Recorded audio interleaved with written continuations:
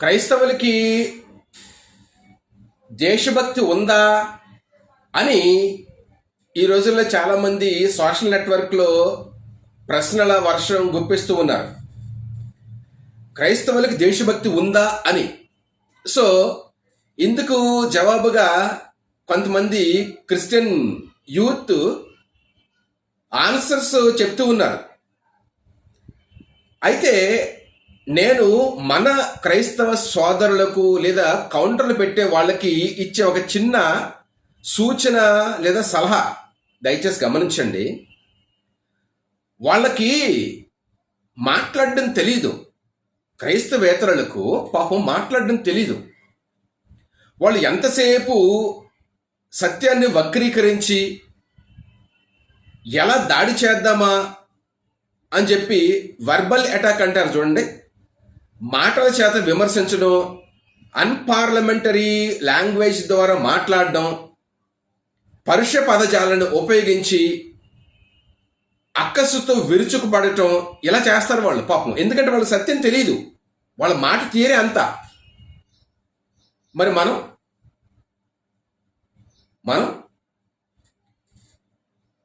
ప్రతి మనుష్యుడు కూడా వినటానికి ఆసక్తి కనపరచువాడును, మాట్లాడడానికి నిదానించువాడును, కోపపడ్డానికి నిదానించువాడునై ఉండాల. మాట్లాడే విషయంలో నిదానంగా మాట్లాడాలి, కోపపడే విషయంలో నిదానంగా కోపపడాలి, ఎదుటి వారిని సవరించే విషయంలో, సరిదిద్దే విషయంలో నమ్రత, సౌమ్యం ఉండాలి. ప్రభు మనకు అది నేర్పించాడు. వాళ్ళలో మనం పరుష పదజాలను ఉపయోగించకూడదు. వాళ్ళలో మనం అరే తురే అనకూడదు. అది పద్ధతి కాదు. ప్రభు మనకు అలా చెప్పలేదు. మన దగ్గర సత్యం ఉంది. వాళ్ళకి మనకి తేడా ఏంటంటే, డియర్ ఫ్రెండ్స్, వాళ్ళ దగ్గర సత్యం లేదు కాబట్టి, సత్యం లేకపోయిన కారణంగా ఆ ఖాళీలను పూరించుకోవటానికి మాటికి మన మీద అక్కస్సులు వెదజల్లుతూ, అబద్ధాలతో మండిపడుతూ ఉంటారు, అసత్యాలతో మండిపడుతూ ఉంటారు మన మీదకి. ఎందుకంటే వాళ్ళ దగ్గర సత్యం లేదు అనే వెలితి ఆ విధముగా ఉక్రోషానికి, కోపానికి దారి తీస్తుంది. మరి మనం సత్యం ఉంది మన దగ్గర. అన్యులు, క్రైస్తవేతరులు అడుగుతున్నటువంటి ప్రశ్నలు అన్నిటికీ కూడా మన దగ్గర సమాధానం ఉంది. మన సాత్వికంతో, నిగ్రహ బుద్ధితో, మంచితనంతో జవాబు చెప్పాలా. వింటారో, లేకపోతే వాళ్ళ కర్మ, అంతే. జవాబులు సౌమ్యంతో చెప్పడం మన బాధ్యత. ప్రభు మనకు అది నేర్పించాడు. పరుష పదజాలాన్ని, బూతుల్ని మాట్లాడకండారా దయచేసి. అది పద్ధతి కాదు. Come to the point.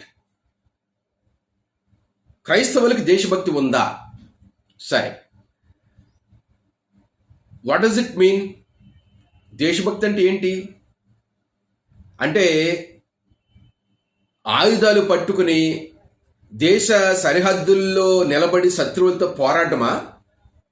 గన్లు పట్టుకుని AK-47 లాంటి పెద్ద పెద్ద మిషన్ గన్లు పట్టుకుని, స్కడ్స్, లేకపోతే ఇలాంటి ఆయుధాలు పట్టుకుని శత్రువులతో పోరాడేటట్టు ఉంటే దేశభక్త? అదేనా దేశభక్తి అంటే? దేశం అంటే మట్టి కాదు, దేశం అంటే మనుషులోయ్. మనుషుల్ని ప్రేమించడం, మనుషులతో మమేకమవటం, మనుషులకి సహాయం చేయటం కదా. సరే, దేశభక్తి ఉందా లేదా అనేది కొన్ని మాటల ద్వారా, ఒక 2-3 చరిత్ర వాస్తవాల ద్వారా బ్లంట్గా, స్ట్రైట్ ఫార్వర్డ్గా మనం పాయింట్లోకి వచ్చి మాట్లాడుకుందాం. Let's check the facts. సారస్వత నవనీతము, దేవులపల్లి రామానుజరావు, మూల్యము ₹5. ఎప్పుడుదో పాత పుస్తకం. ప్రతులు 1500, 3వ కూర్పు, శివాజీ ప్రెస్, సికింద్రాబాద్ అంటుండోయ్. అంటే హైదరాబాద్లో ప్రింట్ అయింది. చాలా ఓల్డ్ బుక్ ఇది.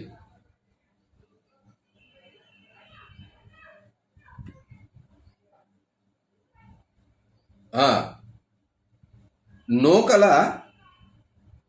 సర్వోత్తమరెడ్డా 5వ తారీఖు 3వ నెల 55, అంటే 1955. చాలా కాలం క్రితం పబ్లిష్ అయిన పుస్తకం. మామా వారేకర్ తన లేఖని ద్వారా మన విద్యాధికులు నేను టెక్స్ట్ చదువుతున్నా, కూడికలు తీసివేతలు వేయటం తీయటం ఏమీ లేవు, ఉన్నది ఉన్నట్టు టెక్స్ట్ చదివి వినిపిస్తున్నా.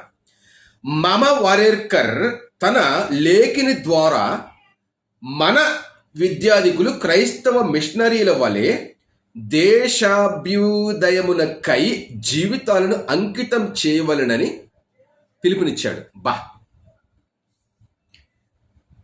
పవర్ఫుల్ పాయింట్ కదా. మళ్ళీ చదవనా, ఎక్స్ప్లెయిన్ చేయనా? ఎవరైనా తాము ఇంకా ఇంప్రూవ్ అవ్వాలి, ప్రావీణ్యత సంపాదించుకోవాలి, జ్ఞానులు అవ్వాలి అని అనుకుంటే తమకంటే శ్రేష్ఠులను, తమకంటే గొప్పవాళ్ళని, తమకంటే నిష్ణాతులను, తమకంటే అధిక జ్ఞానం ఉన్న వారిని, ఆరుతేరిన వారిని పరిగణలో తీసుకుంటారు. పాయింట్ అర్థమైందా? ఇప్పుడు దేశభక్తి ఉండాలరా మనందరికీ, భారతీయులకి, హిందువులకి అని చెప్పేసి మామ వారేర్కర్ ఏమంటున్నాడు అంటే, అదిగో ఆ క్రైస్తవ మిషనరీని చూసి నేర్చుకుంటారా దేశభక్తి అంటే ఏంటో అని అంటున్నాడు ఈయన. టెక్స్ట్ చదువుతున్నాను తప్ప నాకే పాపం తెలియదండి బాబు, నాకే పాపం తెలియదు. దయచేసి నన్ను అపార్థం చేసుకోవద్దు. నేను టెక్స్ట్ చదువుతున్నాను, ఇక్కడ ఉన్నది ఉన్నట్టు చదువుతున్నా. క్రైస్తవులకు దేశభక్తి ఉందా లేదా అని అడుగుతున్నారు కదా, ఉంది అని నేను చెప్పడం వల్ల 1955లో పుస్తకాలు చెప్తున్నాయి. మళ్ళీ చదువుతున్నా, కావాలంటే నేను 100 సార్లు చదువుతా మీకు అర్థం అవడానికి. అడుగుతున్నారు కదా క్రైస్తవేతరులారా, నా సోదరులారా, ఎందుకంటే మీరు కూడా దేవుని బిడ్డలే. దేశభక్తి లేదా క్రైస్తవులకి? మామ వారేర్కర్ హిందూ మేధావి, he's a Hindu, he was a Hindu, is not a Christian, is not a Muslim, he was Hindu, great politician and writer, famous figure at that time. మామ వారేర్కర్ తన లేఖిని ద్వారా, అంటే పెన్తో రాస్తూ ఒక పత్రికలో, ఓల్డ్ తెలుగు కదా, లేఖిని అంటే పెన్ను, కలము అంటాం. కలము అంటే ఏంటి? గ్రీకులో కలామోస్ అనే వర్డ్లో నుండి కలము అనే పదం రూపాంతరం అయ్యింది, అదే పెన్ను అయ్యింది. తెలుసు కదా. కలామోస్ అనే గ్రీకు టర్మ్ యాక్చువల్గా. కలామోస్ అంటే ఒక రకమైనటువంటి సూదిగా ఉండే వెదురు ముక్క. ఆ వెదురు ముక్క ద్వారానే రాసేవారు అప్పట్లో గ్రీకులు. దాన్ని వాళ్ళు వెదురు ముక్కని కలామోస్ అనేవారు. ఆ కలామోస్ అనే పదంలో నుంచి తెలుగులో కలం అనే పదం వచ్చింది. సో లేఖిని అన్న, కలము అన్న పెన్ అనమాట. ఎనివే, మామ వారేర్కర్ తన లేఖిని ద్వారా మన విద్యార్థులు, అంటే మన హిందువులు, మన దేశ ప్రజలు, మన విద్యార్థులు క్రైస్తవ మిషనరీల వలె దేశ అభ్యుదయమునకై జీవితాలను అంకితం చేయాలి. దేవునికి స్తోత్రం కలుగును గాక. What does it mean? ఏంటి దీని భావం? క్రైస్తవులకు దేశభక్తి ఉంది, క్రైస్తవులకు ప్రాణం పెట్టే గొప్ప మనస్సు ఉంది దేశం కోసం, దేశ అభ్యుదయానికి, దేశ ఉజ్వల భవిష్యత్తుకు, జనం కోసం, ప్రజల కోసం, హిందూ సమాజం కోసం, లేకపోతే భారతదేశ ప్రజల కోసం వాళ్ళు ప్రాణాలను కూడా పెట్టే గొప్ప దేశభక్తులు కలిగి ఉన్నారు. కాబట్టి వాళ్ళను చూసి మనం నేర్చుకోవాలరా దేశభక్తి అంటే ఏంటో అని చెప్పేసి మామ వారేర్కర్ ఇండియన్స్కి పిలుపునిస్తున్నాడు. మీకు అర్థమైంది ఇప్పుడు నేను చెప్పిన పాయింట్? మనం శ్రేష్ఠులం అవటానికి, గొప్పవారం అవటానికి వేరే వాళ్ళని మాదిరిగా తీసుకుంటాం. క్రైస్తవ మిషనరీలు భారతదేశంలో దేశభక్తికి మాదిరికరంగా ఉన్నారు. తర్వాత తెలుగు స్వతంత్ర విష సూచిక సంపుటి 1 సంచిక 42 శుక్రవారం మే 29, 1949. ఏమండి, నన్ను కొంచెం మీరు భరించండి. నేను రీసెంట్గా పబ్లిష్ అయిన పుస్తకాల జోలికి వెళ్ళనండి. బాధ్యతాయుక్తంతో, చాలా మంచి మనసుతో ఓల్డ్ చరిత్రను తిరగదోడి రహస్యాలను బయటికి తీసే మంచి అభిప్రాయాన్ని కలిగి ఉంటాను, బాధ్యతను కలిగి ఉంటాను. అందుకనే 1930, 1920, 1950 ఆనాటి పాత పుస్తకాల్లో నిబిడీకృతమైనటువంటి విషయాలు బయటికి తీస్తా క్రైస్తవ మిషన్ల గురించి. అది నాకు అలవాటు అయిపోయింది. ఇప్పుడు పుట్టుకతో వచ్చిన బుద్ధులు పుడకలతో కానీ పోవన్నట్టు నాకు అది అలవాటు అయిపోయింది. ఏం చేస్తాం మరి? భరించండి వీడియో. క్రైస్తవేతరులారా, క్రైస్తవులను ప్రశ్నించే వారులారా, తెలుగు స్వాతంత్ర చెప్పాను కదా రెఫరెన్స్. చరిత్ర తిరుగు వేస్తే క్రైస్తవుల దేశభక్తి బయటపడుతుంది. ఏంటి, తెలుగు స్వాతంత్ర అనే హిందూ పత్రిక క్రైస్తవ మిషనరీలు నడిపింది కాదండోయ్. మళ్ళీ ఇదేదో క్రైస్తవ మిషనరీల పత్రిక అనుకునేరు. తెలుగు స్వాతంత్ర హిందూ పత్రిక. తెలుసా పత్రికలు? గోలకొండ, యువ, పల్లెటూరు, గృహలక్ష్మి, హిందూ సుందరి, తెలుగు తాత, గ్రామ దీపం.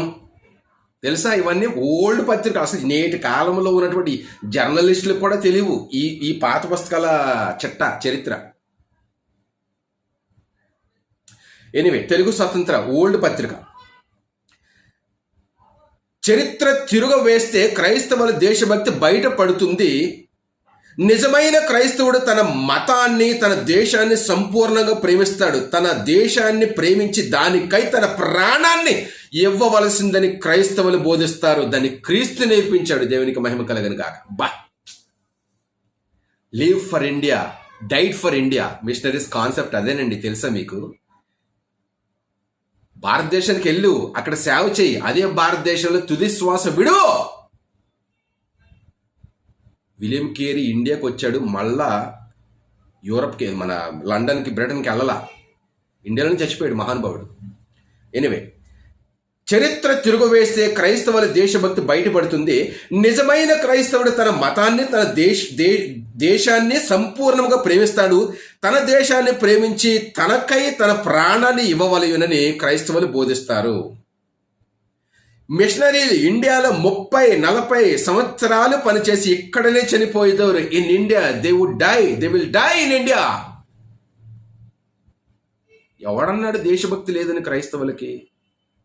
క్రైస్తవులకి దేశభక్తి లేకపోతే ఇండియాలో ఎంతమంది సమాధులు లేవు? అంటే అక్కడికి ఏదో గన్న పట్టుకుని దేశ సరిహద్దుల్లో శత్రువుల్ని చంపితేనే పరమవీర చక్ర, అశోక చక్ర లాంటి అవార్డులు పొందితేనే నా దేశభక్తి. దేశం కోసం ప్రాణాలు పెట్టింది క్రైస్తవులు. దేశం కోసం హాస్పిటల్స్, ప్రజల కోసం హాస్పిటల్స్, విద్యా వికాసం తీసుకొచ్చింది దేశం కోసం. ధర్మం కోసం ప్రయత్నాలు చేసింది. ఆ దిశగా అద్భుతమైనటువంటి పని చేసింది క్రైస్తవ మిషనరీలు. అది దేశభక్తి అంటే. దేశభక్తి అంటే ఏదో గన్నలు పట్టుకుని అక్కడెక్కడో ఉండి శత్రువులతో పోరాడితే అది కాదు దేశభక్తి.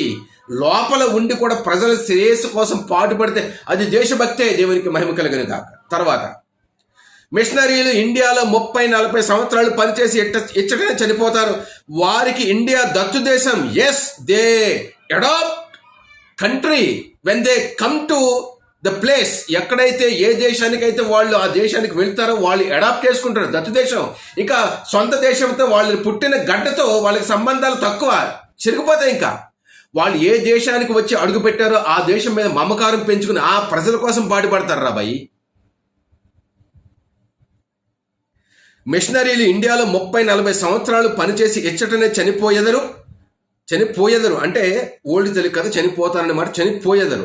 వారికి ఇండియా దత్తు దేశం. అప్పుడప్పుడు తమ బంధువులను చూచుటకు ఇంటికి పోయినప్పటికీ, అంటే ఆయా సొంత దేశాలకు వెళ్ళిపోయినప్పటికీ అచ్చట కొన్ని నెలల కంటే ఎక్కువ ఉండరు. ఎందుకంటే వాళ్ళు దేశాన్ని ప్రేమించారు, ఇండియాని. కాబట్టి ఎప్పుడు సొంత ఇంటికి వెళ్ళిపోదాము, ఎప్పుడు నా యొక్క అడాప్ట్ చేసుకున్నటువంటి దత్తు దేశానికి వెళ్ళిపోదామని చెప్పేసి తహతాలు ఆడుతూ ఉంటారు. వాళ్ళ దేశంలో ఎక్కువ కాలం ఉండకుండా ఇంటి వద్ద, అంటే వారికి ఆ ఇంటి వద్ద అంతా వారికి నూతనంగా ఉంటుంది. ఎందుకంటే అక్కడి నుంచి ఇక్కడికి వచ్చేసి ఈ వాతావరణం, ఈ ప్రజలు, ఈ నేల, ఈ మట్టి వాసన బాగా అలవాటు పడిపోయి ప్రేమ తత్వం బాగా పెంచుకున్న తర్వాత మరలా వాళ్ళ యొక్క సొంత దేశానికి వెళ్తే అంత కొత్తగా ఉంటుందంట. ఏమి గొప్ప విషయం అండి ఇక్కడ దేశభక్తి గురించి. ఏమి నాస్తున్నారండి హిందువులు క్రైస్తవ మిషన్ల గురించి.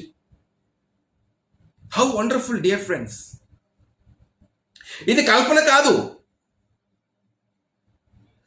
ఇంటి వద్ద వారికి అంతా నూతనంగా ఉంటుంది. మరలా తమ దత్తు దేశానికి, అంటే ఇండియాకి వచ్చినప్పుడు కానీ వారికి మనశ్శాంతి ఉండదు. ఇది కల్పన కాదు, ఊహ కాదు. ఏ సామ్రాజ్యవాదులు వారికి స్మారక చిహ్నాలు కట్టలేదు. అట్టి స్మారక చిహ్నాల కోసం వారు రాలా. వారికి లభించేది ఏమిటి? ఒక చిన్న ప్రార్థన, ఆత్మశాంతికై వారి త్యాగం, మానవ సేవ సత్యమని నమ్మిన దాన్ని ప్రచారం చేసిన సుగుణం వారి వెంట వెళుతుంది. ఇదే వాళ్ళు కోరుకునేది. వాళ్ళకి స్మారక చిహ్నాలు లేకపోతే వారికి ఏదో విగ్రహాలు కట్టమని కాదు. వాళ్ళకి ఇలాంటి ఏం అక్కర్లేదు. వాళ్ళు దేశాన్ని ప్రేమించడానికి వచ్చారు, దేశం కోసం చచ్చిపోవడానికి వచ్చారు. తర్వాత వస్తుంది అది చూడండి. ఎలిజబెత్ 24 సంవత్సరాల్లో వయసులో, 24 సంవత్సరాలు అంటే చాలా చిన్నపిల్లండి నన్ను అడిగితే. She was very young. Elizabeth Wells అనే అమ్మాయి ఇండియాకి వెళ్తే అక్కడ ఎలా ఉంటుందో పరిస్థితులు ఏంటో అని చెప్పేసి వాళ్ళ తల్లిదండ్రుల్ని పంపకపోయినా కూడా వాళ్ళ తల్లిదండ్రుల్ని బాగా ఒప్పించి ఇక్కడికి వచ్చింది. 24 సంవత్సరాల వయసులో అమ్మాయి ఎక్కడికి? వికారాబాద్ వచ్చింది. వికారాబాద్ వచ్చి చాలా సేవ చేసింది. చాలా మంది దగ్గర ఆమె మమకారాన్ని పెంచుకుంది. మమకారంతో ఆమె యొక్క జీవితం అంతా కూడా ఇక్కడ లోకల్గా ఉన్నటువంటి వికారాబాద్ ప్రజలతో ముడిపడిపోయింది. అమెరికా వెళ్ళింది, అస్వస్థతకు గురైంది. అక్కడ ఆమె ఏమన్నా తెలుసండి? నేను ఇండియాలో నా తుది శ్వాస విడవాలని చెప్పేసి అక్కడ ప్రజలకు చెప్పింది. అస్తమయము అంటే ఆమె యొక్క పుస్తకంలో చాప్టర్లో ఆమె చివరి గడియల గురించి రాసినటువంటి చాప్టర్ అనమాట. అస్తమయము. హిందూ దేశముననే అనగా ఇండియాలోనే తన శవమును పాతి పెట్టవలయునని ఆమె కోరెను. దేశభక్తి ఎంత విస్తృత స్థాయిలో, ఎంత పీక్స్లో లేకపోతే ఆమె ఆ మాట అందండి. ఇలాంటివి నేను బోలెడని చూపిస్తాను మిషనరీస్ గురించి తర్వాత. ఏమండి, మిషనరీస్ ఎంత అద్భుతమైనటువంటి సేవ చేసి ఇక్కడ చనిపోయారు తెలుసా మీకు? సేవలు చేసి చనిపోయారండి. సేవలు చేసి చనిపోయారు. సేవలు. జాన్ గార్డెన్ అనే మిషనరీ సెప్టెంబర్ 9వ తారీఖున 1809 ఇండియాకు వచ్చి విశాఖపట్నంలో పరిచయం చేసి మద్రాసులో చనిపోయాడు. He died in Madras. Thomas brown అనే మిషనరీ ముద్రణ పరిచర్య నిమిత్తం బళ్ళారికి పంపబడ్డాడు. అయితే అతడు కలకత్తా నుంచి మద్రాసుకు వెళుతున్న సమయంలో మార్గం మధ్యలో తుది శ్వాస విడిచాడు. అదేవిధంగా 1779 అంటే ఇంచుమించు విలియం కేరీ జీవించిన సమయం, డానియల్ బ్రాన్స్డన్ అనే మిషనరీ ఒకడు కలకత్తాలో చనిపోయాడు. అతను చనిపోయిన నాటికి 24 ఇయర్స్ ఏజ్. చాలా చిన్నపిల్లడు. ఇక్కడ చూడండి, నేను చెప్పినటువంటి వాళ్ళ యొక్క జీవితం కూడా అతి తక్కువ సమయంలో యవ్వన ప్రాయాన్ని ఇక్కడ పెట్టారు. అంటే యువకులుగా ఉండి చనిపోయారు. ఏదో అక్కడికి ఏదో ఇక అయిపోయింది అంతా కృష్ణారామ అంటూ వాళ్ళు ముక్కుతూ మూలుగుతూ ఇక్కడికి వచ్చి తుదిశ్వాస విడిచిన వారు కాదు. తమ యవ్వన జీవితాన్ని ఇండియా కోసం పెట్టారు. తమ యవ్వన జీవితాన్ని ఇండియా కోసం ఖర్చు పెట్టి తుదిశ్వాస ఇక్కడ విడిచిపెట్టారు వాళ్ళు. చాలా ఉన్నాయి ఎలాంటివి చెప్పాలంటే. కాబట్టి దేశభక్తి అనేది ఏంటి అంటే దేశం కోసం, దేశంలో ఉన్నటువంటి ప్రజల కోసం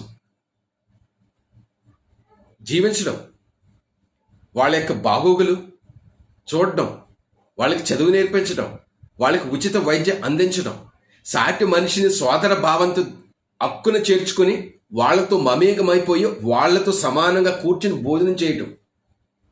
అర్థమైందా? జాన్ క్లవ్ అనే మిషనరీ ఒంగోలుకు వచ్చేటప్పటికి ఆయనకి 1000 ఎకరాల నేల అమెరికాలో ఉంది. అంత మాత్రమే కాకుండా పశు సంపద, గుర్రాలు విస్తృతంగా ఉన్నాయి. ఏం తక్కువ ఆయనకి? ఇండియాకు వచ్చి విస్తృతమైన సేవ చేశాడు ఆయన.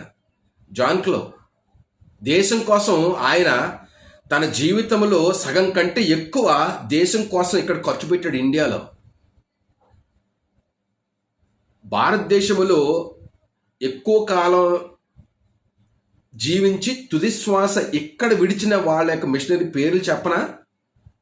కనీసం 30 మంది పేర్లు చెప్తాను నేను. అదొక పెద్ద టాపిక్ అవుద్ది, వీడియో అయిపోద్దాం. అది చెప్పడం లేదు. దేశభక్తి ఉందా లేదా? భారతదేశంలో నన్ను అడిగితే దేశభక్తి ఎవరికైనా ఉందా అని అడిగితే నేను చెప్పడంలా హిందూ మేధావులు చెప్తున్నారు. అరే క్రైస్తవుల్ని చూసి నేర్చుకోవాలరా దేశభక్తి అని చెప్పేసి మామ వారర్కల్ లాంటి వాళ్ళు చెప్తున్నారు. 1949లో తెలుగు స్వాతంత్రం అనే పత్రికలో హిందూ మేధావు రాస్తున్నాడు దేశభక్తి అంటే క్రైస్తవుల్లో ఉంది అని చెప్పేసి ఆయన చెప్తూ ఉన్నాడు. కాబట్టి క్రైస్తవులకు దేశభక్తి పుష్కలంగా ఉంది. క్రీస్తు నేర్పించిన సూక్తుల ద్వారా అది బాగా నరనరాల్లో వాళ్ళు ఆకలింపు చేసుకున్నారు, జీర్ణించుకున్నారు. క్రైస్తవులకు దేశభక్తి ఉంది.